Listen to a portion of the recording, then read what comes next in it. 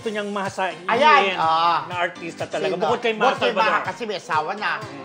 Kaya ka na... Saan ba, GMA o ABS? Kahit sino. Kahit sino. Siguro sa GMA, ang gusto ko rin maka-work, syempre, si Bianca Umali. In fairness, ang ganda. Bakit si Bianca? Wala, for me, ang lakas ng Dating. In fairness, ang ganda. Doon naka-work ko na pala siya before sa Kambal Karibal. Kasama si Kailin Alcantara. Oo, sila Kailin, sila Councilor Alfred Vargas. Yun. So, crush mo na rin that time. Medyo bata sa'yo. Medyo no? bata pa eh. Pero ngayon, iba yung Dating niya. ni Oh, parang Bianca ano siya, Umali. parang matured na dating kahit bata pa, di ba? Parang ikaw.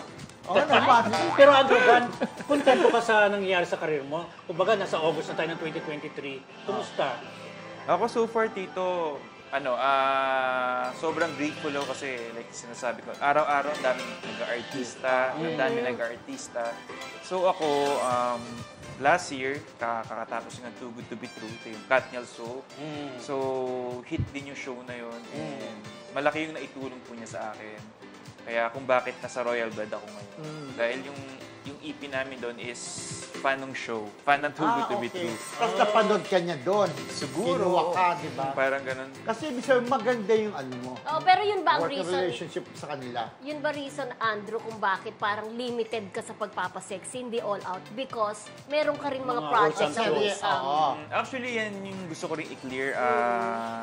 Ayoko ma-quote na as... hindi. I mean, ang gusto ko ma-quote na as strong character actor. Parang gusto ko makilala dahil... Kahit saan. Gusto ko makilala dahil magaling ka umarte, hindi dahil sa nabububat ka lang.